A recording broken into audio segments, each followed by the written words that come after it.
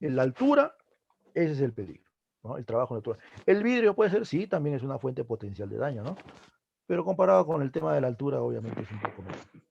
¿Sí? Claro. Y si hablamos del riesgo, La caída.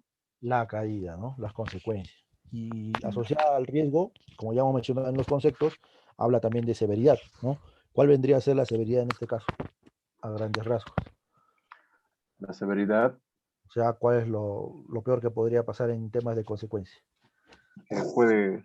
puede morirse. Muerte, ¿no? Lo menos que podría pasar es una lesión grave o una lesión permanente. Pero lo peor que podría pasar es una fatalidad. ¿Sí? Ojo, pero dependiendo de que si lo abordamos el trabajo solamente con el riesgo puro, o sea, sin ninguna medida de control. ¿Sí? Por eso, cada vez que nosotros identifiquemos, por eso en las diapositivas anteriores que vimos, peligro y riesgo, el peligro se identifica, el riesgo se evalúa. ¿Sí? En este caso, el riesgo, la caída, el daño, la muerte, la severidad, ¿no? Tengo que evaluar eso y tengo que atacar eso. ¿Cómo ataco eso? Tengo que minimizar esas consecuencias, tengo que minimizar esa probabilidad, tengo que minimizar esa severidad. En este caso, si estamos hablando de un trabajo en altura, ¿cómo minimizo eso? Con un sistema de protección contra caídas, un arnés, una línea retráctil, una línea de anclaje, puede ser una malla incluso, ¿no? Puede ser un andamio, tantas medidas de controles que puede haber. El mismo EPP también, ciertos parámetros administrativos, ¿no? Todas esas medidas de control hacen que tu riesgo puro se reduzca a un riesgo residual. Y de esa manera se puede trabajar. Gracias, Víctor. Ok.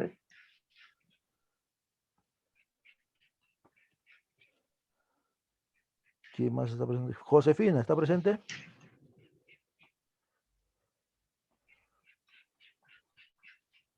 Josefina, Buenas tardes. buenas tardes, Josefina. A ver, Un apoyo en esta imagen. eh, El peligro, ¿cuál es el peligro? en un momentito no lo puedo dar todavía, la imagen voy a entrar. ¿Recién vas a entrar, Josefina? No, no estoy diciendo que no sé qué he hecho. Ya, No puedo entrar a la imagen. Ya, ahora sí. ya. De acuerdo a los conceptos, ojo, de acuerdo a los conceptos que hemos repasado y que hemos recordado, ¿cuál es el peligro? El peligro es la máquina que está utilizando ahí. Perfecto. Ajá. ¿Es el único peligro? Los cables están Ya. expuestos también. Ujú. Y también podemos considerar a la persona que está haciendo un acto subestándar, está Ujú. corriendo. Es un Ya. peligro, pues, ¿no? Porque está haciendo lo incorrecto ahí. Ajá. De ahí la pregunta que les hice en los primeros minutos y que quiero que todos me respondan al final. ¿La persona se puede considerar como una fuente potencial de daño? ¿La persona es un peligro o no es un peligro? Sí, Todos, por es un favor, vayan, peligro. vayan pensando. Ya Josefina dice que sí es un peligro. Todos los demás vayan pensando, por favor, su respuesta para el final y me dan la respuesta rápidamente. Eso no va a demorar ni 20 segundos, creo yo, en dar su respuesta, un sí o un no. ¿Sí? En los últimos minutos de esta pequeña capacitación. ¿Ya? Y Josefina, y si hablamos del riesgo, ¿cuál es el riesgo ahí? Riesgo de que se pueda quemar, pues, que las chispas le salten a su cuerpo, a su ¿Ya? vista, A los ¿no? ojos, ¿no? A los ojos, ajá. ¿Qué más? También puede ocurrir una electrocución si es que la Ajá, chispa saltara a los cables eléctricos. perfecto. ¿Sí o Y no? como no está usando el EPP también, bueno, sí, hay muchos riesgos ahí. ¿Está trabajando, ese trabajador está trabajando con el riesgo puro o con el riesgo residual? Con el riesgo puro. Riesgo puro, lo cual estamos Ujú, diciendo que no está ujú. permitido. O sea, no se puede Así trabajar es, con el riesgo puro. Tenemos que aplicar así medidas de es. control y solamente trabajamos con el riesgo Ujú, residual. Gracias, Josefina. así es. Igualmente, todos los ejemplos al final, al margen de la mala práctica que uno pueda ver ahí, existen los peligros. Los peligros son independientemente de tú cómo puedas, si haces una buena o mala práctica, están ahí. En este caso hay un trabajo en altura, la altura misma es un peligro, ¿no? Ese andamio puede ser un peligro porque no está normado, es una tabla en realidad, atada con sogas, creo, tubos, que bueno, que no son normados, ¿no? Y sumado a eso, en lo que es la mala práctica, también aumenta la probabilidad de una caída, aumenta la severidad en el caso de una caída, para que se pueda dar una fatalidad o una lesión grave. Igualmente, vemos ahí un andamio, en este caso, el peligro, ojo, como les digo, no nos dejemos llevar por la mala práctica. Definitivamente hay una mala práctica ahí, pero ¿cuál es el peligro? El andamio. El andamio ahí vendría a ser la fuente potencial de daño. El trabajo en altura que se haga en ese andamio es la fuente potencial de daño, ¿sí? Sumado a la mala práctica, ¿verdad? Aumenta la probabilidad de que alguien caiga, aumenta la probabilidad de una consecuencia grave, o sea, aumenta la severidad. Medidas de control. ¿Qué entendemos por medidas de control? Dice, cualquier proceso, política, dispositivo, práctica u otra medida que actúa sobre minimizar el riesgo negativo o mejorar las oportunidades positivas. Esto se alinea con la jerarquía de controles. ¿Sí? Repito, cualquier proceso, política, dispositivo, práctica u otra medida que actúa para minimizar el riesgo o mejorar las oportunidades positivas. Esto se alinea con la jerarquía de controles. Otra manera en la que yo suelo decirlo es las medidas de control. ¿Qué es una medida de control? Es todo aquello que tú puedas hacer, todo lo que tú haces para evitar que se materialice un peligro, para que se materialice una fuente potencial de daño, o para evitar efectos no deseados o eventos no deseados, ya sea a la persona, a la infraestructura, al medio ambiente. Todo lo que tú puedas hacer para evitar esos eventos no deseados, a eso llamamos controles, a eso llamamos medidas de control. Por más mínimo que te parezca, cualquier acción que tú realizas para evitar que se concreten eventos no deseados, estás aplicando medidas de control. El recoger una botella del suelo es una medida de control. El ordenar tus cables un poquito más a la pared, ponerle un pizacable, es una medida de control. ¿Por qué? Porque lo estás haciendo en función a evitar eventos no deseados, ¿no? Todo lo que tú puedas hacer para evitar eventos no deseados, a eso le llamamos medidas de control. ¿Eh? Jerarquía de controles. Desde el punto de vista de las acciones preventivas y correctivas frente a los accidentes y enfermedades profesionales, la gestión debe focalizarse en barreras duras, eliminar, sustituir y controles de ingeniería. Ojo, debemos focalizarnos en ese tipo de controles. Ahorita vamos a ver por qué. Y la famosa pirámide de los controles o la jerarquía de controles. A la izquierda es la situación actual en cómo se está dando, o sea, vemos que la base de la pirámide es el uso del EPP. ¿Por qué? Porque es lo más utilizado en realidad. Por eso actualmente es la base, porque es lo más utilizado, seguido por lo que es la señalización o los controles administrativos, controles de ingeniería, la sustitución y la eliminación. Cuando debería ser al revés, lo más correcto es siempre eliminar esa fuente potencial de daño, eliminar esa situación que genera posibilidades de generar daño. Después, si no se puede eliminar, abocamos o nos enfocamos en la sustitución, o sea, el cambio de herramienta, el cambio de la práctica de cómo afrontar el trabajo, ¿no? Buscar otra manera distinta de hacer las cosas. Los controles de ingeniería, eh, por ejemplo, ¿no? En este caso, para lo que es el COVID, utilizamos ahora las barreras rígidas, ya sea móviles o permanentes, como en los comedores y oficinas. La señalización y controles administrativos, ¿no? Los procedimientos, estándares, las políticas, todos esos son controles administrativos. Y por último, el EPP, que sabemos que solamente es la última barrera, pero solamente minimiza el daño del evento que lamentablemente ya ocurrió.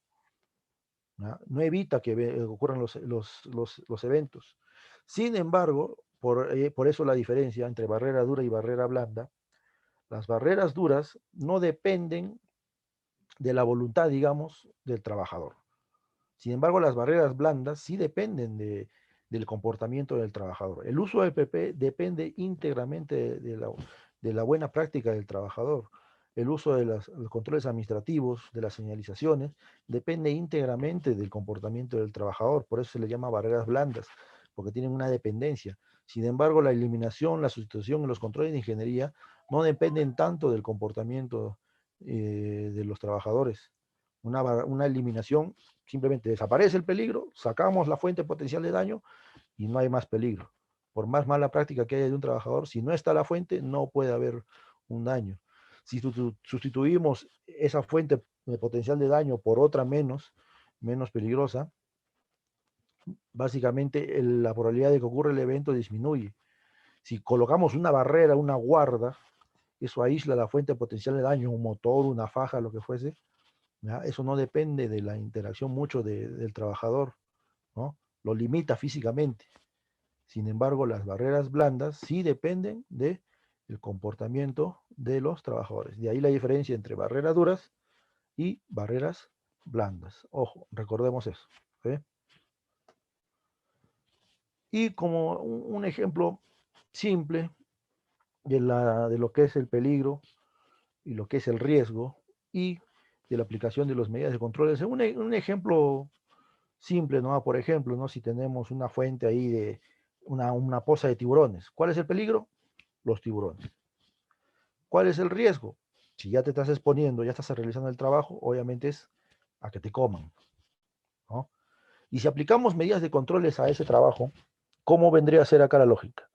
Si queremos aplicar eliminación, simplemente desaparecemos los tiburones, ¿no? ¿Por qué lo he reemplazado? Creo que hay pelotas ahí. Si aplicamos la sustitución, entonces, ¿qué tal si reemplazamos los tiburones por un delfín? ¿Mm? Si hablamos de controles de ingeniería, una jaula que evita que los tiburones te puedan comer. Si hablamos de controles administrativos, un cartel, ¿no? Que diga cuidado con los tiburones. Y si hablamos del uso de EPP, y si te das cuenta es lo menos efectivo, ¿no? Por más que te pongas una armadura, un flotador para evitar contacto con el agua, igual estás expuesto. Puedes minimizar en algo las consecuencias, pero igual estás expuesto, ¿no? Este es un ejemplo casi en caricatura de cómo más o menos se debe aplicar los controles, la jerarquía de controles al momento de querer reducir la probabilidad de que se materialice un peligro, ¿no? Hay que tomar eso siempre en cuenta. Siempre pensemos en, primerito, barreras duras, eliminación, sustitución o controles de ingeniería. Cualquier trabajo que ustedes vayan a realizar, sea en Cerro Verde, en Chinalco, no sé, en cualquier unidad que estén, la lógica siempre va a ser la misma, ¿sí? Siempre que se te encargue un trabajo a realizar, pensemos en identificar el peligro, evaluar el riesgo, ¿ya? Y aplicar las medidas de control en función primero a la jerarquía de controles, pensando siempre en eliminar el peligro. Si no se puede, tratemos de sustituirlo. Si no se puede, apliquemos controles de ingeniería, barreras, controles administrativos y por último, el uso del EPP. ¿Sí? IPRC, básicamente. ¿Qué es el IPRC entonces? Resumiendo todo lo anterior, la identificación de peligros, evaluación de riesgos y medidas de control, de acuerdo al Decreto Supremo 024. ¿Sí? Es un proceso sistemático utilizado para identificar los peligros, evaluar los riesgos y sus impactos, y para implementar los controles adecuados, con el propósito de que de reducir los riesgos a niveles establecidos según las normas legales vigentes, ¿sí? O sea, el riesgo residual. Tipos de IPRC. Vamos a ver solamente dos tipos de IPRC que ustedes sí los han visto en campo, sobre todo en Cerro Verde. El IPRC de línea base. ¿Cuál es el IPRC de línea base? El IPRC de línea base será un punto de partida profundo y amplio para tu proceso de identificación de peligros y evaluación de riesgos. Establece dónde estás en términos de evaluación de riesgos. Para poder ser capaz de hacer esto se necesita identificar todos los peligros que puedas causar daño a la persona, equipo y al medio ambiente. Ámbito del IPER, determinadas áreas críticas, identificar cómo los peligros pueden causar daño, identificar qué o quién puede ser la persona dañada. El IPRC de base, ustedes lo han visto, por ejemplo, en sus PETs, en el caso de Cerro Verde. ¿Cuál es el IPRC de base? El IPRC de base, esta es una muestra, este es un ejemplo, es un IPRC en el que todavía se hace la evaluación cuantitativa, o sea, se hace la evaluación por medio de números, ¿no? En el cual se toma en genérico el trabajo, ¿no? ¿Cuál es el riesgo? Se identifica, igual que su IPRC continuo de campo, se identifica el peligro, se evalúa el riesgo y se aplican medidas de control y se le da una valoración cuantitativa al riesgo residual, ¿ya? ¿Para qué? Es una manera de dar pase para determinados trabajos. Se pone la condición de que tiene que ser un riesgo bajo o aceptable para que pueda darse un trabajo, ¿sí? Pero ese, digamos, ese es un IPRC, esa es una evaluación de oficina. Es una evaluación de escritorio, ¿ya? Es una evaluación genérica que se hace del trabajo sin estar en campo, ¿ya? Para eso se utiliza el I/C de línea base. Sin embargo, el I/C continuo es un proceso mental que se realiza dentro o fuera del trabajo incluso. Y es utilizado en dos niveles, a nivel personal o a nivel de equipo, liderado obviamente por un supervisor o por un líder, ¿no? Básicamente el que ustedes hacen en campo, el I/C continuo, es un I/C de equipo. Se hace diariamente, es parte de la rutina, se puede aplicar en casa, incluso en el camino, en el viaje. Se utiliza con checklist, revisión y registro de equipos, inspecciones mensuales, el PETAR, mantenimientos preventivos, ATC, auditorías, entre otros, ¿sí? El I/C continuo. Este, señores, es el I/C continuo de acuerdo a la 024, es el anexo 7 de la 024. Ese es el I/C que nos da la normativa, digamos, lo que nos da el Estado. Ese es con el I/C de guía y de I/C de campo, el I/C continuo. Y como ven, la valoración es de manera cualitativa, alto, medio o bajo, ¿no? De acuerdo a la evaluación que identificas en campo. Para que y esta es la matriz que se utiliza para hacer esa evaluación, ¿no? Vemos la frecuencia, la severidad, la probabilidad y la valoración en la parte derecha, lo que es alto, medio y bajo, ¿no? Y este, para los que están haciendo labores en lo que es Cerro Verde, es una adaptación justamente de este I/C. ¿Ya? Este I/C, como les repito, es el I/C que nos da la norma, la 024. ¿Ya? Pero como siempre hablamos de mejora continua y todas las empresas, las unidades mineras hacen eso, agarran ese I/C de base y hacen su propio I/C.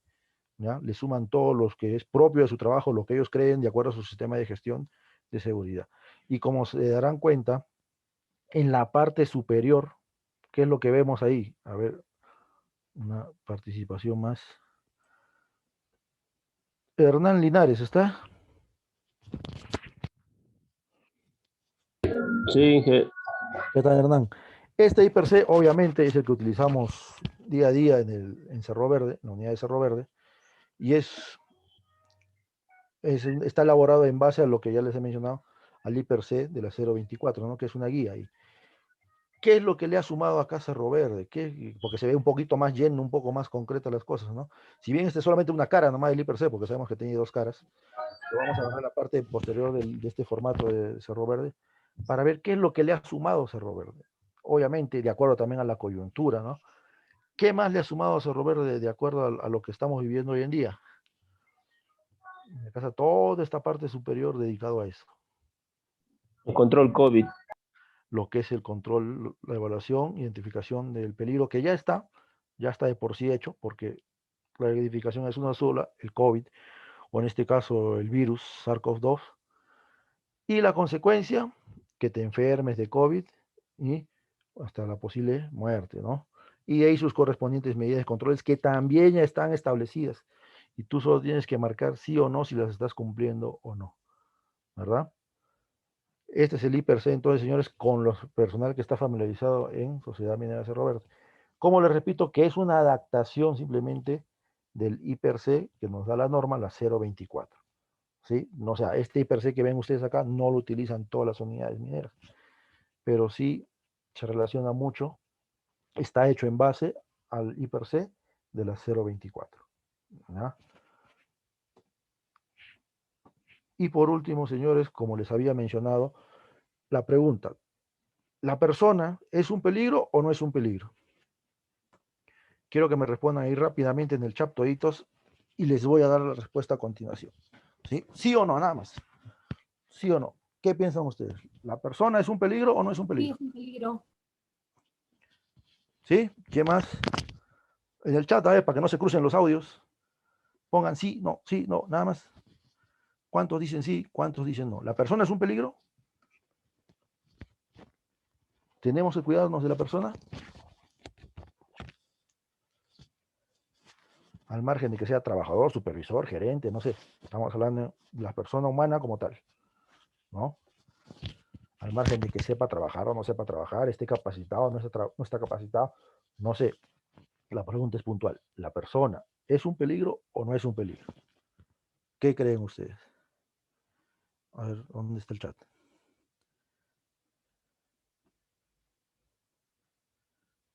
Algunos dicen que sí, otros dicen que hay gente que dice que no. A ver, señores, ¿y el resto? De paso Todos para saber dicen si, sí, Inge. y si pasan ahí, a ver. ¿Nadie dice no?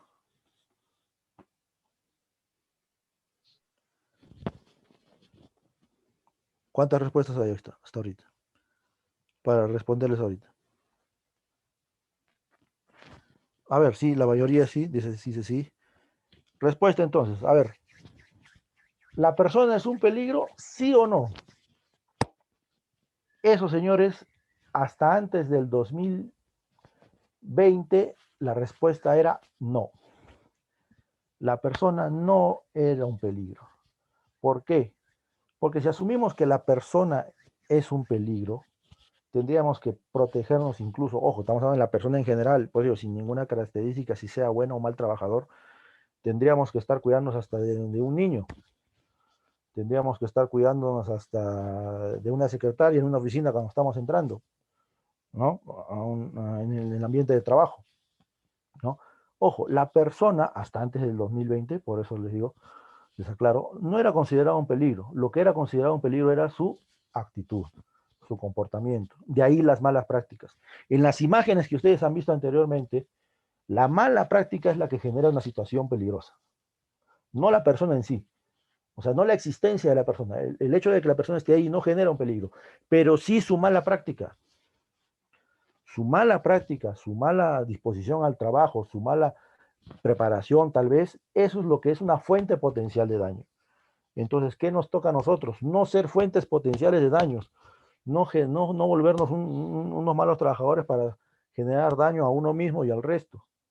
Pero ¿por qué le digo que esto ha cambiado? Y la idea es que vuelva a ser normal como antes, por el tema del COVID. Ahora por el tema del COVID, y asumo de que no es permanente esto, por eso les digo que hasta antes del 2020, no es que ahora sí, definitivamente sí se considera la persona un peligro, sino que se supone que este tema de la pandemia, ojalá sea así, es temporal. Entonces, ahora sí, solamente por el tema de la pandemia se considera que la persona sí es un peligro. ¿Por qué? Porque solamente el tener a un costado a una persona sin que esté realizando un trabajo alguno es una fuente potencial de daño para ti. Si tienes a una persona a menos de 1,5 metros, pero no está haciendo ningún trabajo, incluso puede estar hasta dormido, es una fuente potencial de daño. ¿Por qué? Por el tema del COVID. Solo por eso. ¿Sí? Pero más importante que eso es la actitud. Si tú tienes una mala actitud hacia la seguridad, hacia las buenas prácticas de trabajo, te estás volviendo una fuente potencial de daño. Y eso es lo que no se quiere, ¿no? Entonces no Pero seamos una fuente ingeniero, potencial de daño. Dime. bueno, lo que usted dice, ¿no? La actitud de una persona Ajá, es parte de la persona. Entonces ya, ajá. de hecho, que se convierte en un peligro, ¿no? Por ejemplo, Entonces, cuando un redondeemos la conductor... idea. La buena actitud en todo caso. ok. Esa actitud puede ser mala o puede ser buena, ¿no? En el caso de las diapositivas que hemos visto anteriormente, la persona que no utiliza el EPP, que no utiliza las gafas de seguridad, que no utiliza la guarda, ¿qué actitud hacia el trabajo tiene? ¿Buena o mala? En la manera en la que él afronta el trabajo, ¿lo vuelve una fuente potencial de daño o no? A eso me refiero. ¿Sí? Es que, ingeniero, es que no se puede saber cómo va a reaccionar una persona, ¿no? Por ejemplo, Es hay cierto, una no persona podemos saber. X en la calle, ¿no? De repente puede ser una Ya, persona que no está pues, en sus cuatro sentidos, ¿no? Entonces, ajá, de ya, hecho, una persona por eso se puede considerar un peligro porque no sabemos cómo puede reaccionar, ¿no? O de repente, equivocadamente, ¿no? Va a actuar mal, pues, ¿no? Contra nosotros o ajá, contra un proceso, contra una actividad que de repente nosotros estamos realizando, ¿no? Lo ya, mismo pasa, ¿no? Cuando un conductor, ¿no? Traslada a un grupo de personas, ¿no? La unidad, de hecho, así, cuando está estacionado, esto no es un peligro, ahí, ¿no? Ahí está, ¿no? La unidad. no se mueve. Entonces, ¿quién lo mueve? El conductor, ¿no? Entonces, de hecho, es parte, ¿no? Entonces, por ahí, ¿no? Que yo tengo entendido de que sí, pues la persona también es un peligro. Se podría entender que sí, pero tú, mira, por ejemplo, la mencionas la unidad. La unidad, el vehículo, por más estacionada que esté, por muy buen estacionada que esté, sigue siendo una fuente potencial de daño. Sigue siendo una herramienta, en este caso una herramienta de transporte al personal, ¿no? Y es una fuente potencial de daño, sigue siendo un peligro. ¿Sí? Sumado a eso, una situación, el cómo la utilice, también. Sumado a eso, si el conductor no está capacitado, no ha descansado, se va sumando, todo eso. Ah, Pero, ¿alguien por ahí? ingeniero, la, Dime. la persona, por ejemplo, un conductor que no ha descansado bien, no sé, X motivos, Ajá. la persona es un peligro, pues. Claro, ¿por O sea, qué? Porque la si actitud de no la es, persona es parte de la persona. Entonces, la persona es un peligro. pero hay buenas actitudes y malas actitudes. Así No es. Pero existirían no, buenos trabajadores y no existirían malos trabajadores. es que ¿Sí o no? definitivamente, Inge, definitivamente no se puede saber, no, yo no puedo saber de mi compañero cómo va a actuar, ¿no? Si él haya descansado bien o mal, o no sé, pues, ¿no? ¿Cómo puede Ya, reaccionar? perfecto. Pero Y es lo mismo que un tanque de acetileno. Tú no sabes si va a explotar o no. Puede estar en muy buenas condiciones, pero siempre hay la probabilidad. Siempre hay la así es. probabilidad. ¿Y esa probabilidad de qué depende? De muchos factores, ¿no? Por más que lo haya inspeccionado, hay la probabilidad de que algo se me haya escapado. Hay la probabilidad de que una manguera pueda que esté con una pequeña fuga, ¿no? O sea, siempre hay factores, es cierto, uno no puede estar al 100% seguro de nada. Para eso usamos medidas de control. Si un compañero, una de las medidas de control es que se aplica en el caso de la actitud es, obviamente no se le va a hacer un check psicológico en el momento, es bien difícil, pero sí se les dice, se les orienta. Si alguien no se siente bien, avisen. Esa es una medida de control. ¿Qué tan efectiva puede ser? Eso puede estar en discusión, pero es una medida de control que va enfocada hacia la actitud. ¿Sí? Si aplicamos medidas de controles que van abocadas hacia la actitud, estamos asumiendo de que la actitud, el comportamiento, obviamente negativo, es una fuente potencial de daño. ¿Sí? Pero si el comportamiento no es negativo, no es una fuente potencial de daño. Como tú dices, no sabemos.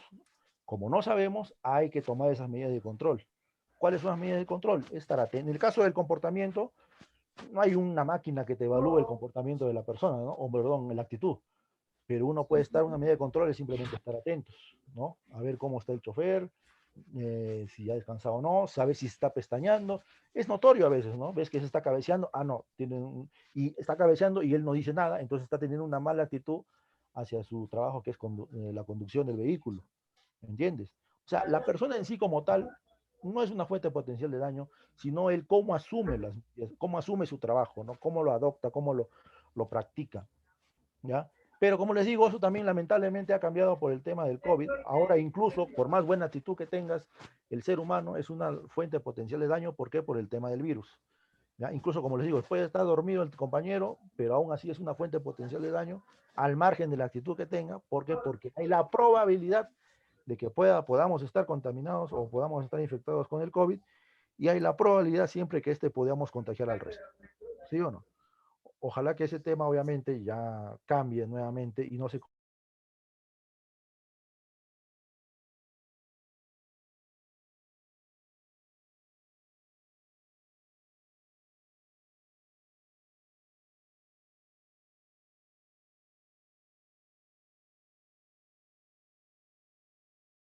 existe una fuente potencial de daño ahí presente, intrínseca en las personas hoy en día, que no es la actitud, sino en este caso es un virus. ¿Ya? Obviamente puede haber un poco de polémica acá en este tema, algunos sí, otros no, pero entendámoslo de esa manera, ¿no? El comportamiento sí es muy importante en temas de seguridad.